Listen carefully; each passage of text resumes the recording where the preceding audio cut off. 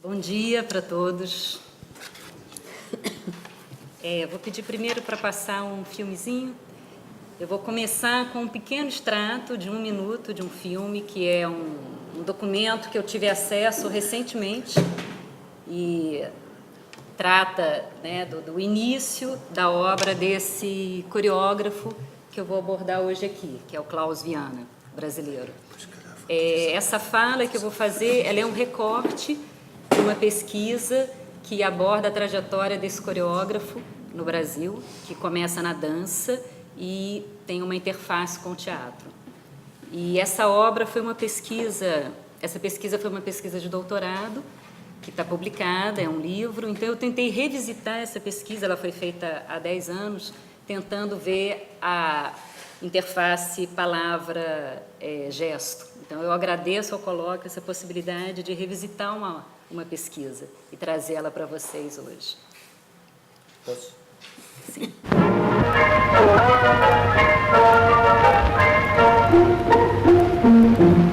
Prosseguindo no seu programa de levar aos moradores de todos os bairros e vilas de Belo Horizonte as alegrias e o encantamento que os espetáculos artísticos oferecem, a primeira Jornada Popular de Arte, louvável iniciativa do prefeito Amintas de Barros e dos estudantes da UEE, esteve na Praça São Vicente, onde se concentraram milhares de pessoas, todas elas possuídas de plena satisfação pelos sugestivos números de teatro, balé, canto e variado programa cinematográfico que lhes eram apresentados.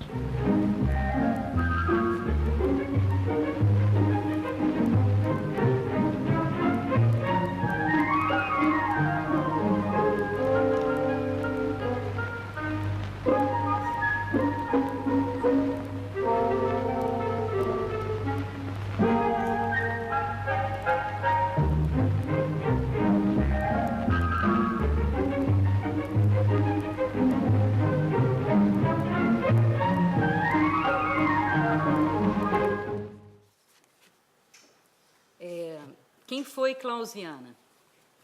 Klaus Ribeiro Viana foi um coreógrafo autodidata, responsável pela criação, nos anos 50, do que se convencionou chamar de dança moderna, em Belo Horizonte, capital do estado de Minas Gerais, no Brasil. Integrou a geração Complemento, criada por intelectuais que reunia escritores e artistas, a partir da revista literária Complemento, de 1955. Klaus Viana iniciou sua formação em balé em 1948, tornando-se assistente do mestre Carlos Leite. Durante 6 anos, ele foi bailarino do Balé de Minas Gerais, sob a direção de Carlos Leite, atuando em paralelo como ator no Teatro Amador. Ele viveu 2 anos em São Paulo, onde se aperfeiçoou com Maria Oleneva, que criou a primeira escola oficial de dança clássica do Brasil, no Teatro Municipal do Rio de Janeiro, 1927. Nessa fase paulista, o Klaus frequentava museus e fazia estudos comparativos entre as artes visuais e as posturas do balé.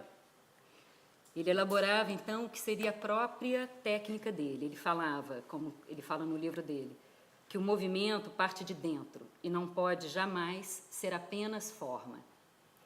Em 1952, ele publicou um artigo-manifesto pela criação de um balé brasileiro, cunhando a expressão movimento-ideia, quando ele coloca em questão o contexto cultural do balé brasileiro nos anos 50, em relação à sua herança africana, ibérica e indígena. Em 55, ele coreografa o balé Cobra Grande, a partir de uma lenda indígena. A obra apresenta ideias precursoras de Klaus, com gestos criados sobre jogos infantis, bailarinos descalços e a projeção de um refletor pela plateia, representando a cobra grande. Inicia-se, então, um período com destaque para a relação gesto-palavra, que pode ser reconhecida na gênese desse artista.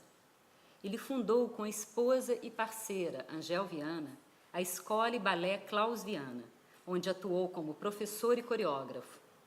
Inspirados pela literatura, os Vianas criaram danças inovadoras entre as montanhas de Minas Gerais.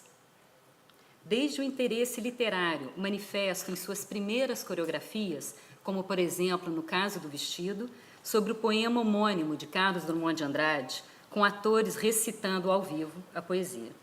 Na escola Balé Klaus Viana, esse diálogo gesto-palavra reverberava na parceria com um grupo de teatro experimental. Os atores recebiam aulas de movimento de Klaus e, em troca, os bailarinos faziam aulas de teatro, inaugurando um diálogo entre a dança e o teatro que se estenderia pelas décadas seguintes, no eixo das capitais brasileiras, Rio e São Paulo.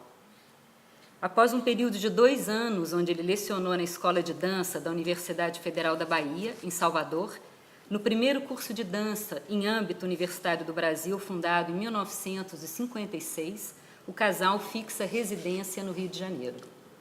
E vai ser no Rio de Janeiro, a partir de 65, que o Klaus realizará um descentramento de grande parte da sua obra, ao migrar a sua criação coreográfica para a cena teatral. E isso 1 ano após o golpe militar, que mergulhou o país em 21 anos de ditadura, censura e perseguição política. Mas os anos 60 foram também aqueles do cinema novo, da tropicália e do neoconcretismo. Com Hélio Oiticica, em Parangolés Dançados, e Lígia Clark, com seus objetos sensoriais e relacionais. E isso só para a gente citar algumas manifestações artísticas que aconteciam nessa época no Rio de Janeiro, onde o corpo e a percepção estavam em plena evidência. Nesse contexto de um contato inicial com o teatro, na montagem da Ópera de Três Vinténs, quando Klaus Viana foi requisitado como coreógrafo, até estabelecer parceria recorrente com atores, vimos surgir uma transformação no coreógrafo. Balizando esta parceria, que se estendeu a 2 gerações de atores do teatro moderno brasileiro, surge o preparador corporal.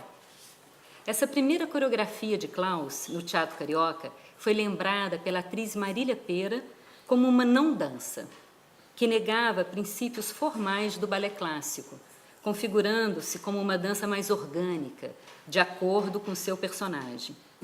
Marco inicial de um cruzamento entre a dança e o teatro, onde o teatro à noite modificava a dança de dia, e tudo se juntava numa coisa só. Isso é uma citação do livro A Dança, que ele publicou no Brasil. O único livro que ele publicou. O final desta primeira fase, dedicada basicamente aos musicais, foi a Capital Federal, em 1968. Último espetáculo em que Klaus Viana assinou apenas a coreografia. Observe-se que na cronologia da sua obra, esta montagem sucede Hipólito, quando ele assinou um novo termo, dinâmica corporal, indicando uma transição ao subverter a conotação estrita da dança vigente na coreografia dos musicais. Hipólito inaugurou ainda uma parceria gesto-som entre o trabalho de corpo e a pesquisa musical que Klaus e a musicista Cecília Conte desenvolveriam em intensos laboratórios corpo-voz que tiveram seu ápice no Teatro Ipanema. Uma aguinha aí. Klaus Viana encontrou nessa parceria com atores um terreno fértil para o desenvolvimento das suas investigações. Com a atriz empresária Tônia Carreiro, ele iniciou um trabalho corporal durante os ensaios de Navalha na Carne, em 1967, que atravessou a década de 70. Ela foi uma grande parceira, ele trabalhou com ela em inúmeras peças e depois foi o que a gente chama hoje coach. Ele ia para a casa dela e trabalhava com ela. Ela faleceu recentemente, é uma atriz que tem uma grande obra no teatro brasileiro. É sintomático que o seu nome não tenha sido mencionado na ficha técnica dessa peça. Afinal, que função assinar numa montagem na qual não havia coreografias? A resposta veio 4 anos depois, em Casa de Bonecas, quando Klaus assinou pela primeira vez a preparação corporal. O seu trabalho compreendia um aquecimento que preparava os atores, mas não implicava necessariamente a sua intervenção nas marcações de cena, revelando limites entre o preparador corporal e o diretor, que se perpetuam nos dias de hoje. Klaus Viana atuou em alguns projetos, como O Trágico Acidente Destronou Teresa, em 1968, uma peça de José Wilker, um ator também que faleceu recentemente no Brasil, evidenciando princípios de sua prática. A sofisticada representação do personagem homossexual mãe, Renatinho, liberta de estereótipos e clichês, demonstrou sua semântica corporal, com destaque para a economia de esforços, a desconstrução da imagem do corpo e o trabalho sobre as oposições, revelando alguns aspectos da sua técnica. Mas foi junto ao vanguardista grupo Teatro Ipanema, fundado por Rubens Correia e Ivan de Albuquerque, que Klaus Viana consolidou seu trabalho. Inicialmente requisitado apenas como coreógrafo para a marcação de uma quadrilha no terceiro ato do Jardim das Cerejeiras, em 1968. Ele conquistou um lugar tão significativo que 2 anos depois, no Arquiteto e Imperador da Síria, a sua função já definia uma nova disciplina, a expressão corporal. Partindo da dramaturgia não realista de Fernando Arrabal, em direção ao esvaziamento do cenário e da ausência de figurinos figurativos, o ator foi desnudado dos dispositivos cênicos usuais e o preparador corporal, função inexistente no grupo até então, se fez necessário. A parceria com o Grupo Ipanema alcançaria seu ápice no ano seguinte, na ritualística Hoje é Dia de Rock. Se na peça Arquiteto Imperador da Síria, o ator conquistou seu gesto expressivo e a projeção no espaço cênico, em Hoje é Dia de Rock, o maior desafio foi ultrapassar o espaço liminar do palco e comungar um ritual cênico com o público. Como resistir a tantas apelações em meio ao clima de censura e repressão instaurado pela ditadura militar? Hoje é Dia de Rock se transformou em fenômeno e projetou a expressão corporal na cena carioca. Aqui eu faço um parêntese para dizer que a gente tem uma atriz, Silva Heller, nessa sala que participou dessa montagem no Brasil nos anos 70. Klaus Viana desenvolveu ainda uma parceria singular com o diretor Paulo Afonso Grisoli, que faleceu aqui em Portugal, e que teve início durante Alice no País Divino Maravilhoso, em 1970. Esta parceria evoluiu para a codireção de Nau Catarineta, dando origem a uma nova função, a direção Corpo-Espaço. Klaus Viana dirigiu 2 peças no Rio de Janeiro, O Exercício, em 77, e Conversa entre Mulheres, 1 ano depois, respondendo ao desejo dos atores pela semântica do corpo. A encenação de Mão na Luva, em 1984, sintetiza a trajetória de Klaus Viana por ser possível nela identificar 2 fases distintas que caracterizam a sua função: a preparação corporal e a direção de movimento.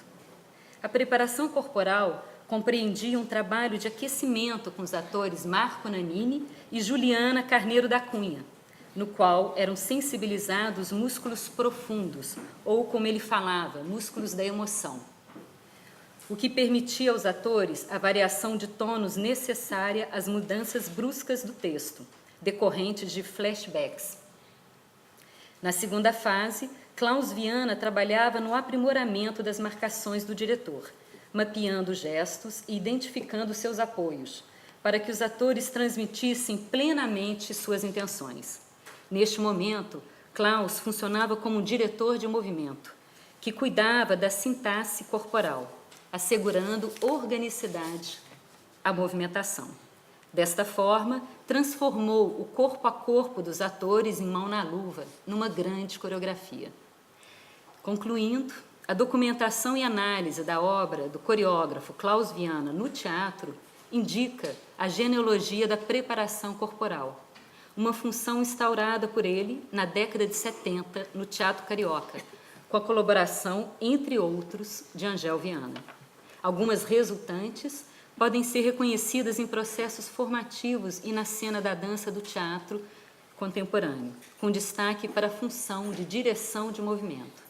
Nos dias de hoje, o trabalho corporal de Klaus Viana vem sendo abordado como uma prática somática, cuja didática ancora-se prioritariamente sobre a palavra falada, em detrimento da transmissão de passos de dança codificados, o que remete, sobremaneira, à trajetória de sua obra, da figura ao fundo, entre o gesto e a palavra, do coreógrafo ao diretor. Obrigada.